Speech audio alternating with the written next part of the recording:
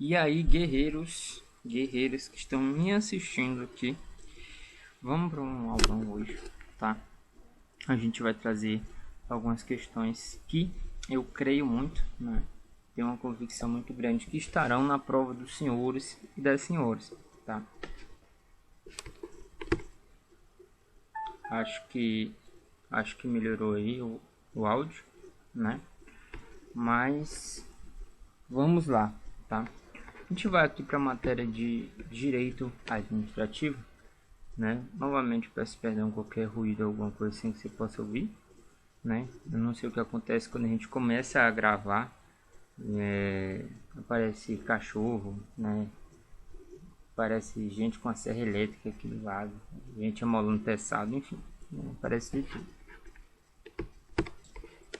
Galera, a questão do direito administrativo aqui é uma matéria extremamente importante. Você deve saber estudar da maneira correta, tá? Eu vejo muita gente aí que fica lá na lei de execução penal e não sai de lá. Galera, no seu edital vai cobrar 4 questões, entendeu? Então não tem por que você tá ali se matando em lei de execução penal. É uma matéria muito importante para sua área, mas tem o mesmo peso do direito administrativo, né? São 4 questões também. Então vamos para cá. Apostas minhas aí que caem muito em concursos policiais e com certeza vão estar na sua prova. Poderes, centralização, descentralização, tá?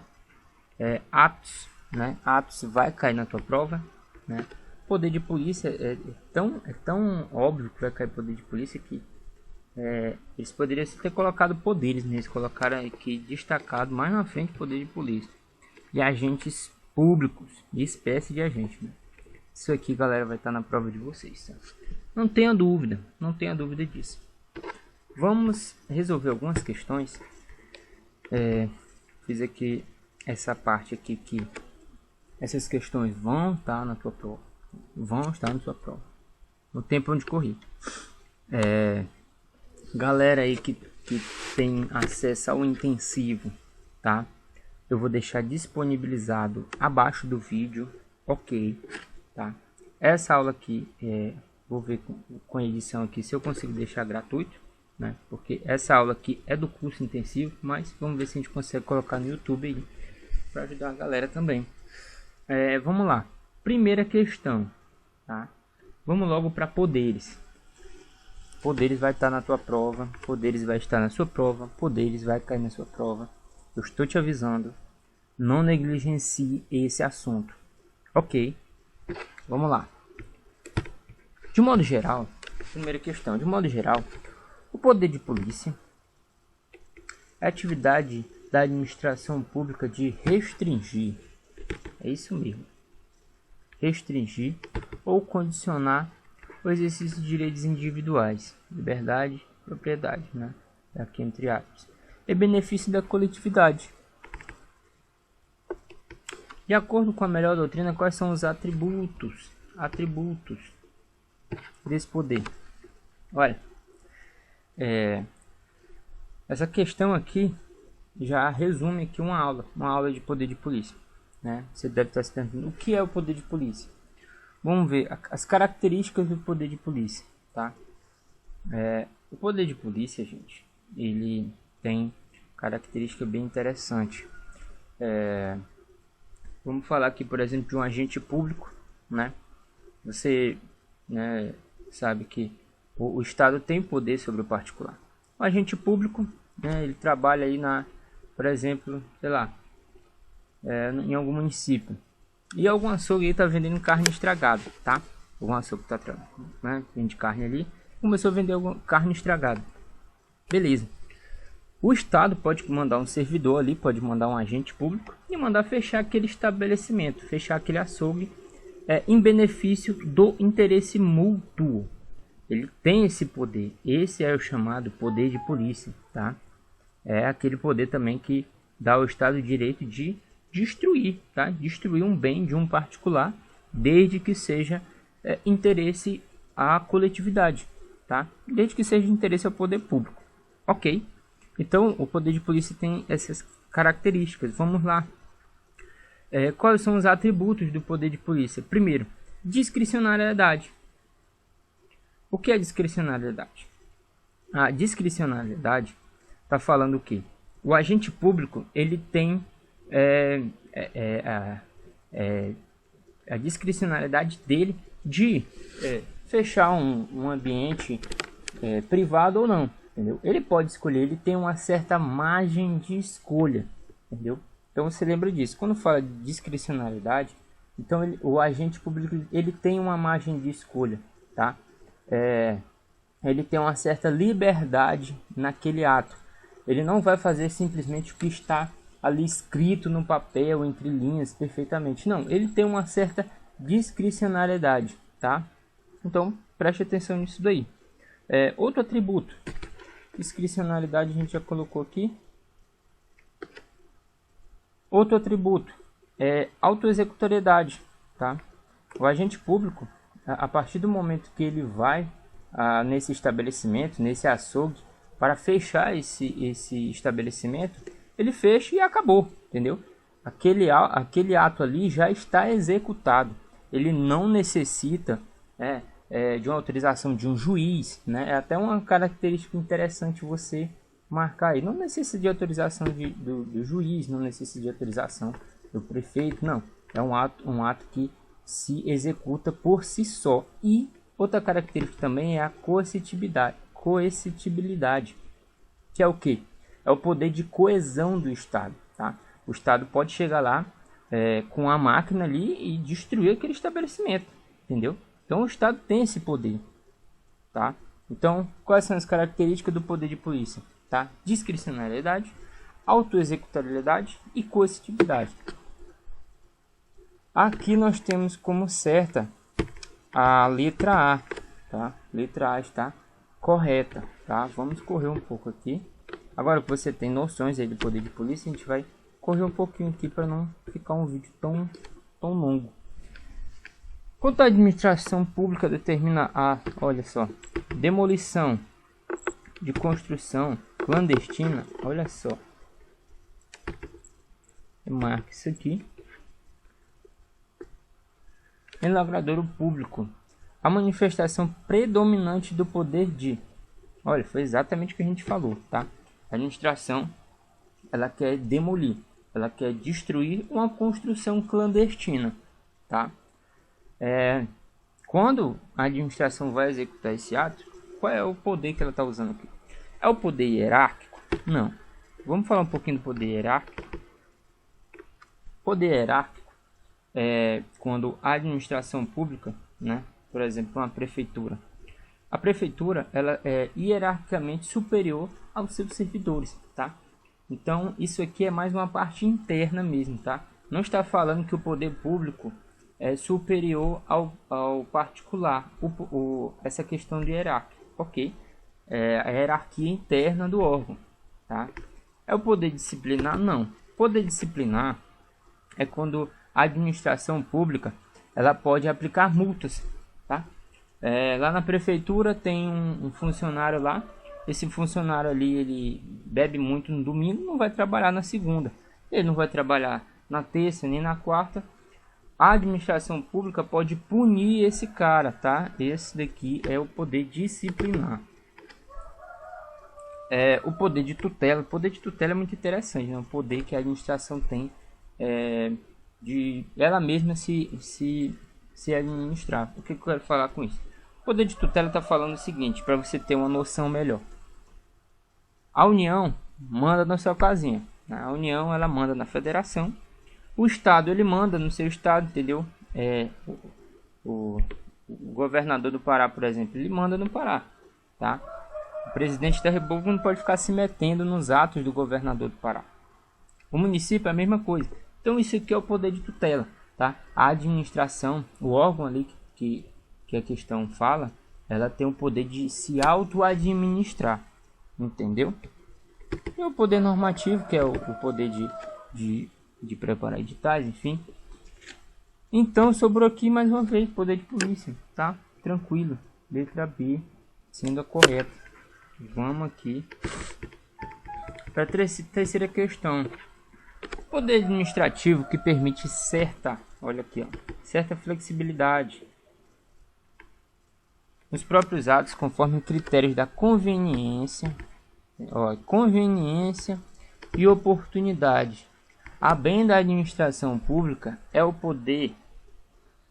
A gente falou isso aqui já, tá? A gente tá só na terceira questão, a gente já abrangeu aí muitos assuntos relevantes. Qual o poder que a administração tem? Que tem uma certa flexibilidade, tá? Uma conveniência, né? O agente público ele tem essa certa flexibilidade. Ele vai ver ali se tem a oportunidade de fazer ou não fazer. Galera, aqui é bem tranquilo, tá? Tá falando aqui do poder discricionário. Ok. A discricionariedade, ela é interessante que ela dá essa margem.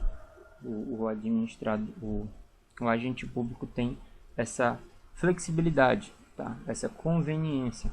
Ok. Isso aqui parece ser bem simples, mas na hora da prova, meu amigo, na hora da prova dá branco, entendeu? Na hora da prova, sei lá, ficou a música tocando na tua cabeça, o diabo atenta, e você acaba errando questão simples, entendeu? Então quando fala de flexibilidade, de conveniência, de oportunidade, é um poder discricionário. Ok, aqui ó, é antônimo do vinculado. Vinculado é o que está na lei, entendeu? O agente público ele só pode fazer o que está na lei, entendeu? O agente público só pode entrar pela janela. Ele vai ter que entrar pela janela do estabelecimento. Se está na lei, vai ter que cumprir a lei na minuta, tá? Discricionário não. O discricionário tem uma certa flexibilidade, tá? No seu agir. Vamos aqui para a questão número 4, tá? Número 4. A gente já vai entrar um pouco aqui em atos, ok? A gente saiu de poderes, tá? Você pegou noções de poderes aí, que vai cair na tua prova. E agora nós vamos aqui para atos, atos administrativos. Assinar alternativo que apresenta corretamente os requisitos de validade ou elemento dos atos administrativos, tá? Isso aqui tem um macete clássico, tá? Um macete clássico, eu acredito que você já deve até saber essa música. Quando nós falamos aqui dos requisitos dos atos administrativos, né? Os elementos dos atos administrativos, você lembre de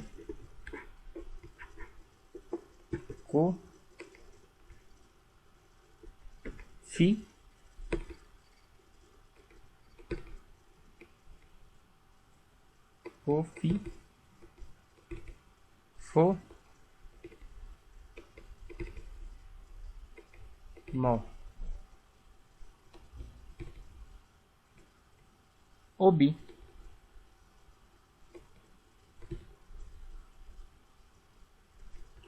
COFINFOMOB, tá? COFINFOMOB. Isso daqui são os elementos dos atos administrativos. COFINFOMOB. Essa musiquinha que se entra na tua cabeça, nunca mais tu erra, entendeu? Uma musiquinha besta, mas tu não erra essa questão, entendeu? Isso cai demais em prova, tá? Isso caiu no concurso da PM do Pará, tá? Isso aí cai no concurso da Polícia Federal, entendeu? Já caiu algumas vezes. Então, são coisas simples que você tem que pegar e você não erra, tá? Vamos lá. Quais são esses elementos? Tá? Quais são esses elementos? Competência, finalidade, forma, motivo e objetivo, entendeu? Acabou. Esses são os elementos dos atos administrativos. Finalidade, forma, competência, objetivo e o motivo. Ok? Tranquilo até aqui. Vamos para a próxima questão.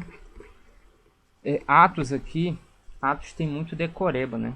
Atos é um assunto aí que muita gente tem dificuldade. Assinar alternativo que apresenta um dos requisitos do ato administrativo necessário para respectivo aperfeiçoamento e para a produção de efeitos jurídicos válidos. Aqui a gente tem as alternativas dessa questão, ok? Para que um ato ele seja válido, né, por si só, o que é necessário, né? Eu acho que muita gente vai cair aqui nessa pegadinha, né? Legalidade é a competência, tá, gente? Sem a competência, um ato não é válido juridicamente falando. Entendeu? Juridicamente falando, não tem como covalidar. Esses são assuntos que a gente pode adentrar aqui. Não tem como covalidar. Não há mais o que ser feito nesse ato, tá? Juridicamente ele não tem nenhum valor. Então precisa primeiro da competência para que um ato seja válido, ok?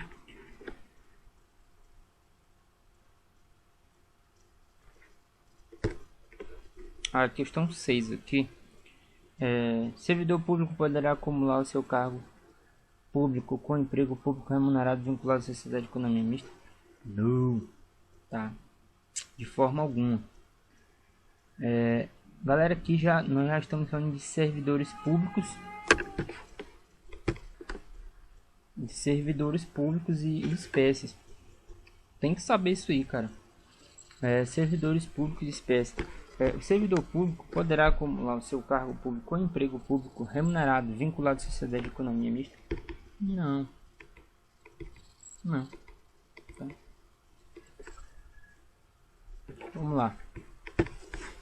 Galera, só na área da saúde, né, da área da educação, é que nós vamos ter esses critérios aí, né? O servidor público podendo acumular cargos. Em via de regra, isso não é permitido, ok?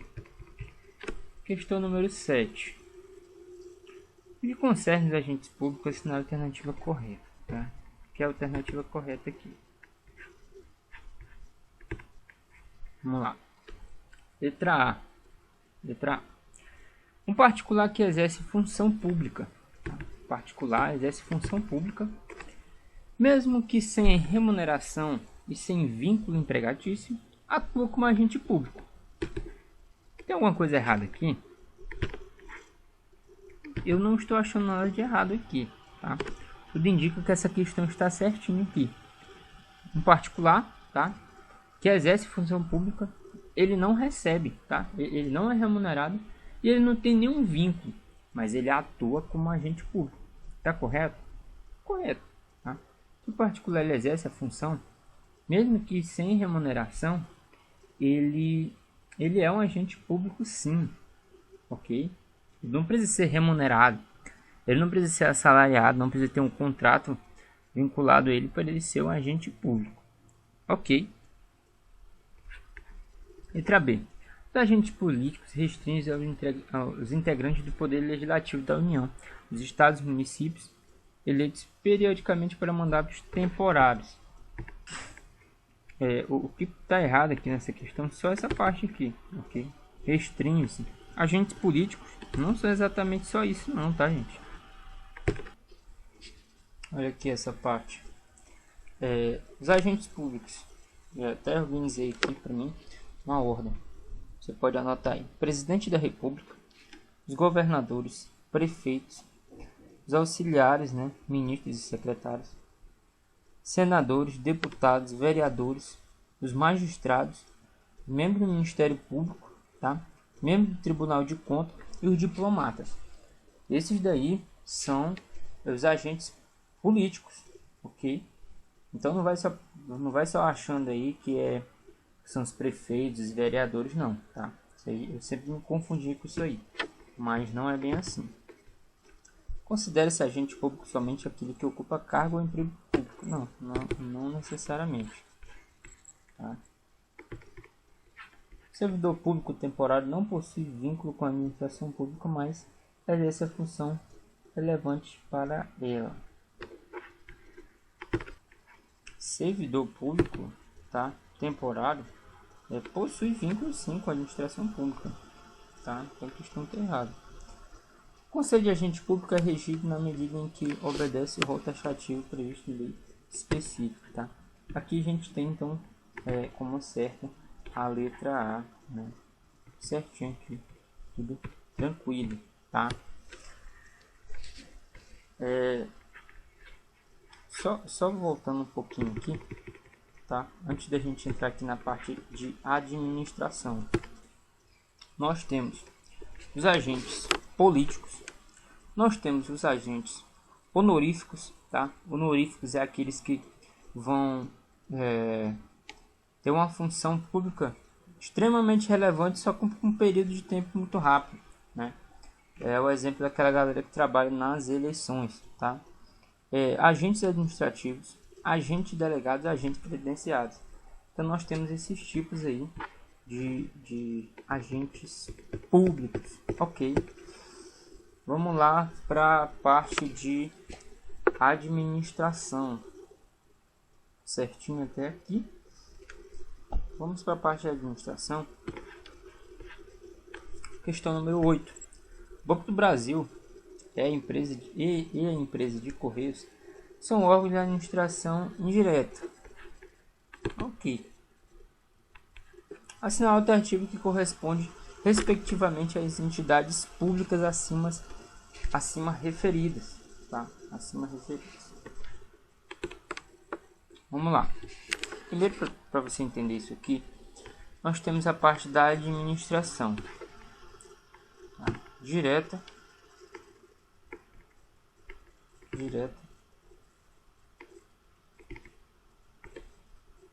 e indireta.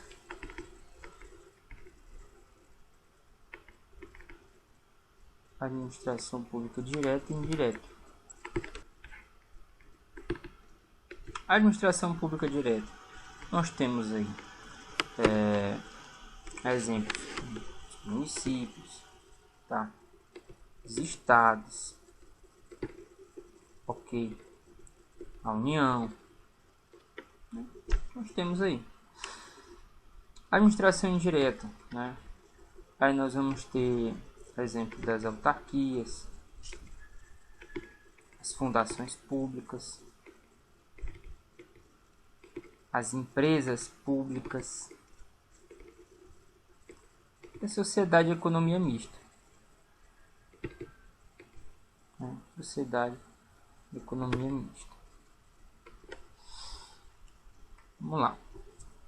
Primeiro, é interessante, perdão, e é importante que você entenda que as autarquias, elas não são inferiores aos municípios, à União. Elas não são, tá? Somente que, vou te dar um exemplo aqui de autarquias públicas, né? A União precisava cuidar dos idosos, ela criou, por exemplo, o INSS.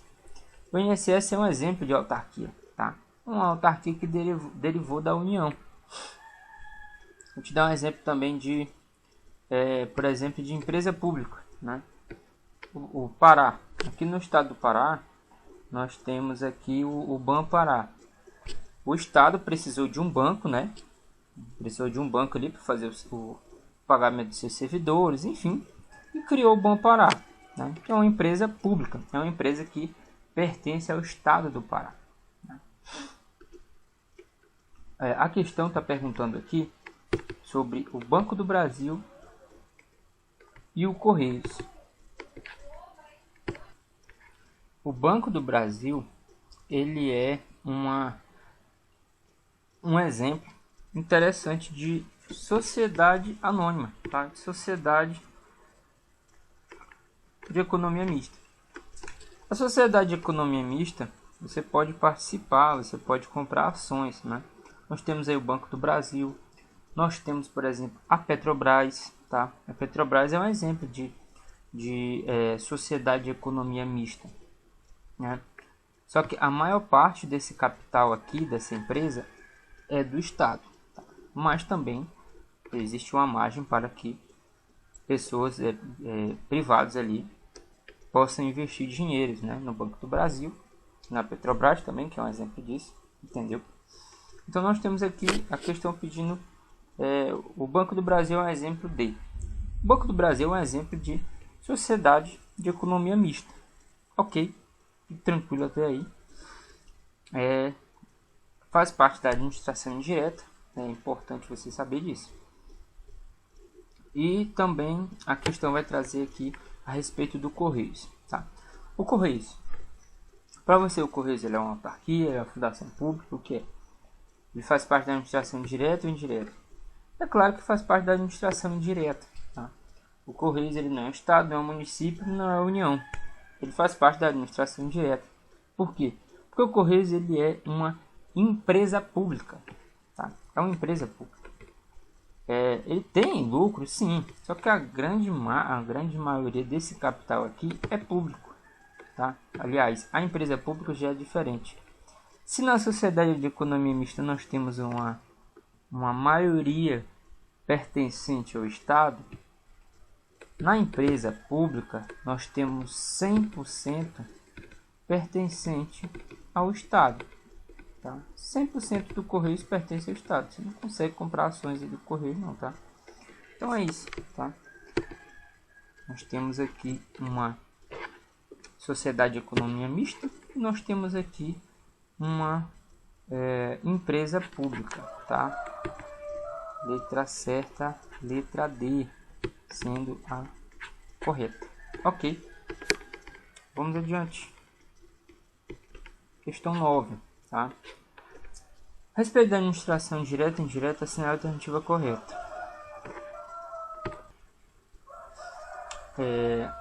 Vamos lá. Letra A. A Federação Brasileira se organiza por meio de uma gestão tripartite. Ok. Na verdade, nós temos aqui a União, Estados, Distrito Federal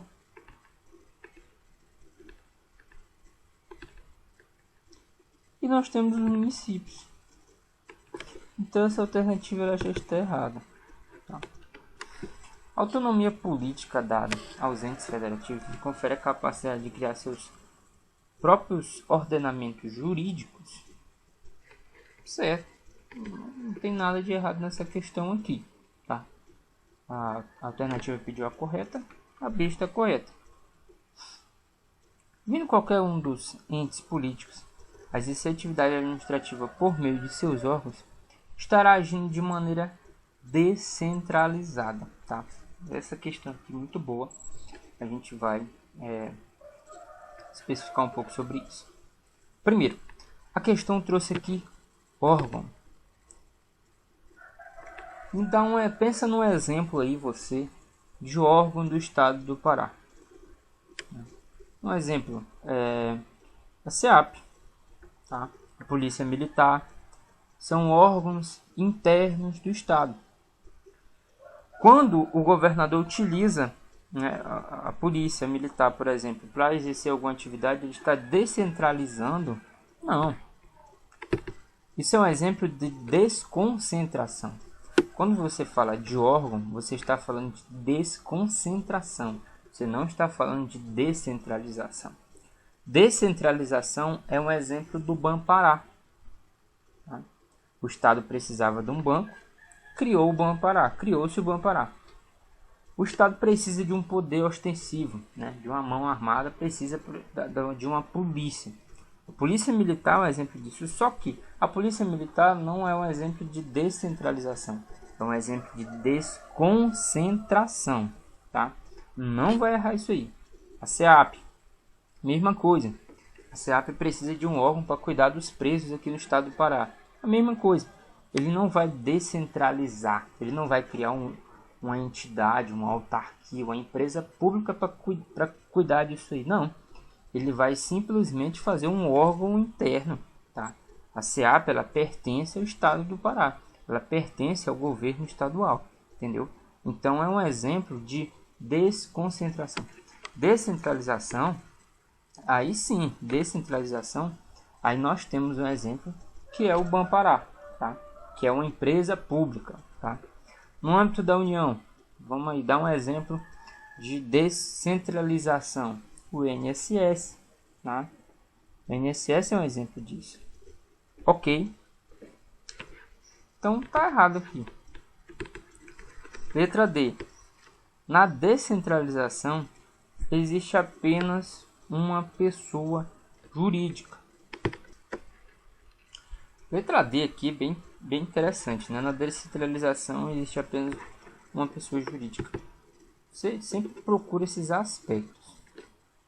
Um aspecto interessante quando tu fala de administração direta e indireta é que tu tem a União, que tu tem o Estado, o DF e o município, beleza. E aí nós temos na administração indireta as autarquias, as fundações públicas. Eles são pessoas jurídicas? São pessoas jurídicas. Ok? São pessoas jurídicas. E qual é a diferença? Olha aqui, para você pegar melhor ainda isso aí. A Polícia Militar do Pará, ela não é uma pessoa jurídica. Ela é um órgão que pertence ao Estado. O Banpará não. O Banpará é uma empresa pública, dotado de competência, dotado de patrimônio.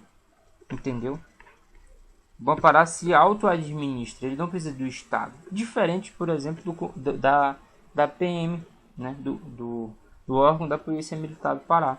O órgão da Polícia Militar é totalmente vinculado, ele está dentro, né, do Estado da PM, do Estado do Pará. Né? Então nós temos essa caracterização aí. Tá? Quando nós falamos de descentralização, nós estamos falando que o Estado vai criar, né, a União, o DF, o município, ele vai criar outra pessoa jurídica. Tá? Outra pessoa jurídica. Vou fazer aqui para ficar mais fácil. Tá? Vou desenhar isso aqui para vocês. União,